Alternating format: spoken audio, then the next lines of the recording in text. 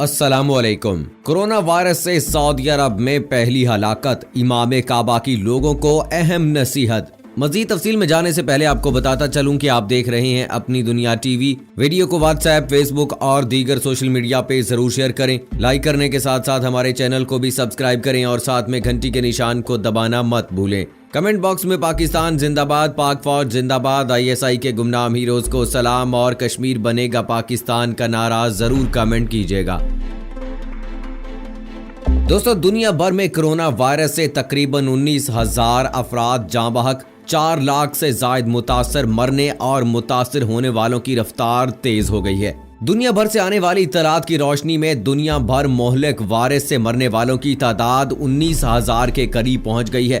متاثرہ افراد کی تعداد 4,22,000 سے تجاوز کر چکی ہے، جبکہ دنیا بھر میں صحت یاب ہونے والے افراد کی تعداد 1,08,000 سے زائد ہے۔ ماہرین نے خبردار کیا ہے کہ اگر کسی انسان کی سونگھنے اور چکھنے کی حس ختم ہو جائے تو وہ سمجھ جائیں کہ ان کو کورونا وائرس ہے، چاہے ان کا کورونا وائرس کے ٹیسٹ رپورٹ منفی آئی ہو۔ برطانوی اور فرانسیسی ماہرین کا کہنا ہے کہ کورونا وائرس کو جانچنے کا یہ ایک طریقہ بھی ہو سکتا ہے جس میں چکھنے کی حس بھی متاثر ہوتی ہے۔ ماہرین نے متنبع کیا ہے کہ برطانیہ اور فرانس میں ایسے مریض سامنے آئے ہیں جن میں سونگھنے اور چکھنے کی حس متاثر ہوئی ہو اور ان کا کورونا وائرس مثبت آیا ہو۔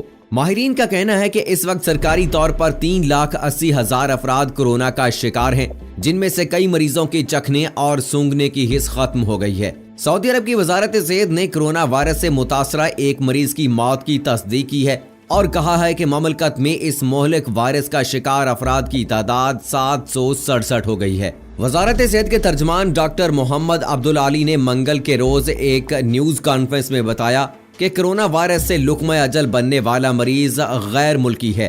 اس کو مدینہ منورہ میں ایک ہاسپٹل کے ایمرجنسی میں لایا گیا تھا، جہاں اس کی حالت بڑی تیزی سے بگڑی اور وہ سوموار کی شب جان کی بازی ہار گیا ہے۔ سعودی عرب میں اس مہلک وائرس سے یہ پہلی موت ہے۔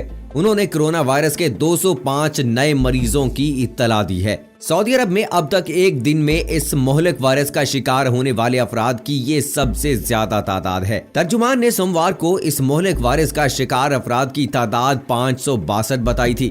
شاہ سلمان بن عبدالعزیز نے کورونا وائرس کی مہلک وبا کو مملکت میں پھیلنے سے روکنے کے لیے سوموار کی شب سے 12 گھنٹے کا کرفیو نافذ کر دیا ہے۔ مملکت میں شام 7 بجے سے صبح 6 بجے تک نافذ اس کرفیو کے دوران دارالحکومت الریاض اور دوسرے شہروں میں بڑی شاہراہیں سنسان نظر آ رہی تھی اور بعض علاقوں میں ایک طرح سے تو ہو کا عالم تھا۔ سعودی وزارت داخلہ کے مطابق اس کرفیو کی جو کوئی بھی خلاف ورزی کا مرتکب ہوگا اس پر 10,000 ریال جرمانہ عائد کیا جائے گا، اور اگر کسی نے دوبارہ اس کی خلاف ورزی کی تو اس کو جیل کی ہوا کھانی پڑے گی اور ساتھ دگنا جرمانہ بھی ادا کرنا ہوگا۔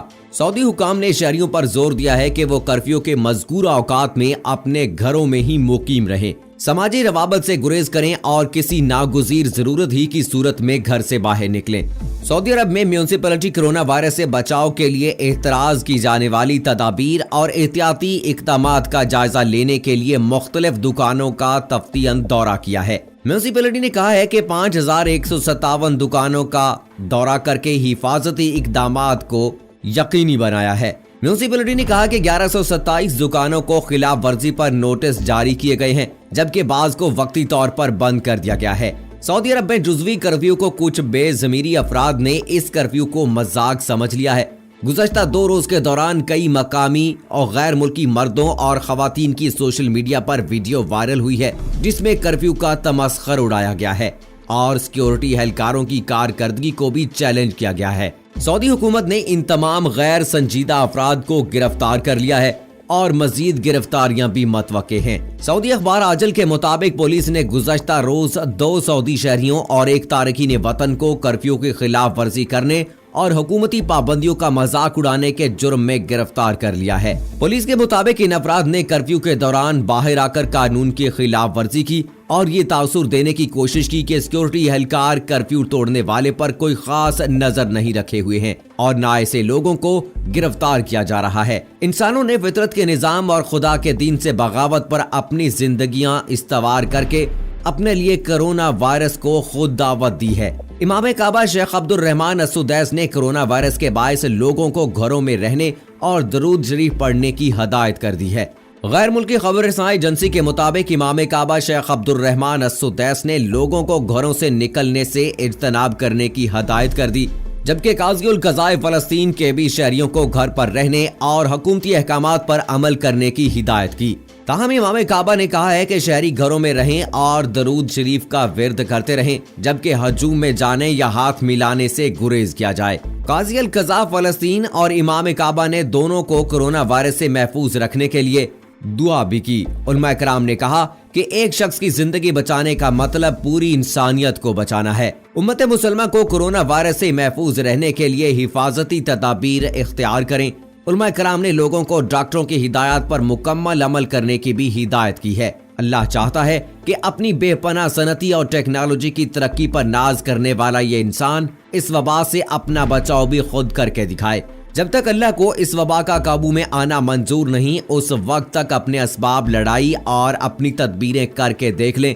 کعبے کی حفاظت، اس میں حفظان صحت اور وبا کے تدارک کو سد باب کے امور انسانوں کے سپرد کر دیے ہیں۔ اللہ نے یہ کہیں نہیں کہا کہ کعبے میں عبادت کرنے یا پناہ لینے والے لوگ قدرتی آفتوں سے بچ جائیں گے۔ کعبے کی زیارت کرنے کے لیے جانے والے وہاں پر بھی ہوتے ہیں اور ان کا انتقال بھی ہوتا ہے۔ حرمین کے بند ہونے پر مسلمانوں نے بہت احتجاج کیا تھا کہ مکہ و مدینہ میں دجال نہیں جا سکتا تو کوئی بیمار کیسے جا سکتا ہے، لیکن مدینہ منورہ میں کورونا سے ہونے والی پہلی موت نے ان سب لوگوں کو جواب دے دیا ہوگا کہ حرمین شریفین کو بند کرنے کا مقصد احتیاطی تدابیر اختیار کرنا تھا، جس کا حکم شریعت نے دیا ہے۔ کورونا وائرس نے نہ صرف اسلامی دنیا بلکہ دنیا کی سپر پاورز کو بھی بے بسی کا نشان بنا کر رکھ دیا ہے۔ اللہ کی قدرت و قوت کا تمسخر اڑانے والے پہلے خود اپنی فکر کریں کہ کورونا سے اتنے خوف زدہ کیوں ہیں۔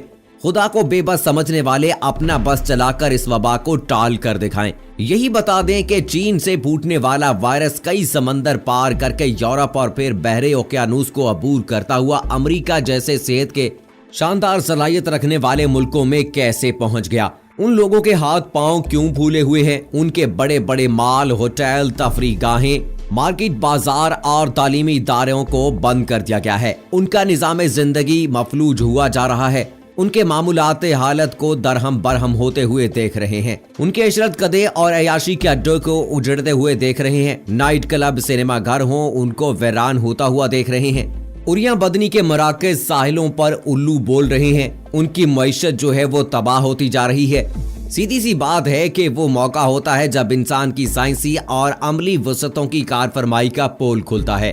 اس کی سائنسی تحقیقات و انکشافات جواب دیتے ہیں اور وہ بے بسی کا نمونہ بن جاتے ہیں۔ اللہ نے اپنا کعبہ جن کے سپرد کیا ہے وہ بھی اللہ کے ہاں جواب دہ ہوں گے، اور جو دعویٰ کرتے ہیں کہ انہوں نے سائنس کے زور پر کائنات کو مسخر کر لیا ہے، سب کا حساب ہو رہا ہے۔ سیکولر اور لبرل لابی کو یاد رکھنا چاہیے کہ یہ وقت تمسخر کا نہیں بلکہ غور و تدبر اور عبرت کا ہے۔ اس وقت جو سعودی عرب میں اور دوسرے تمام ممالک میں کورونا وائرس نے تباہی مچا رکھی ہے تو لوگ اس کا مذاق اڑا رہے ہیں۔ انہیں یاد رکھنا چاہیے کہ اٹلی نے بھی اسی طرح سے چائنا کا مذاق اڑایا تھا اور امریکہ نے بھی اسی طرح سے چائنا کا مذاق اڑایا تھا۔ امریکہ کے صدر ڈونلڈ ٹرمپ نے تو یہاں تک کہا تھا کہ یہ چائنا کا وائرس ہے۔ لیکن دوستو آپ کو یہ بھی یاد دلاتا چلو یہاں دوبارہ پھر سے کہ یہ وائرس بنانے والا امریکہ ہے۔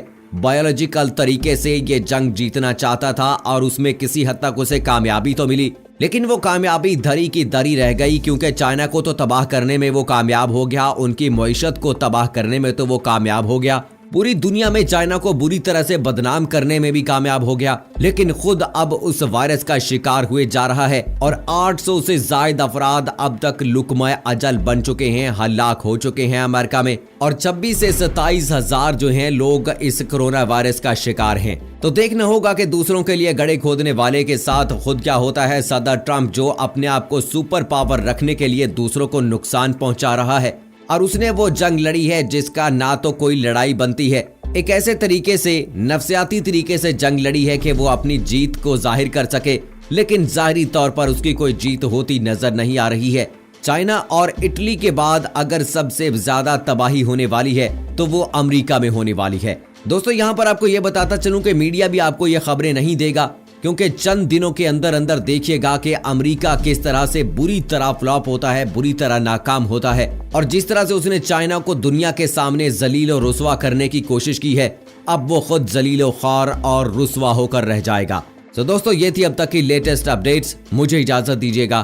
फी अमानिल्लाह।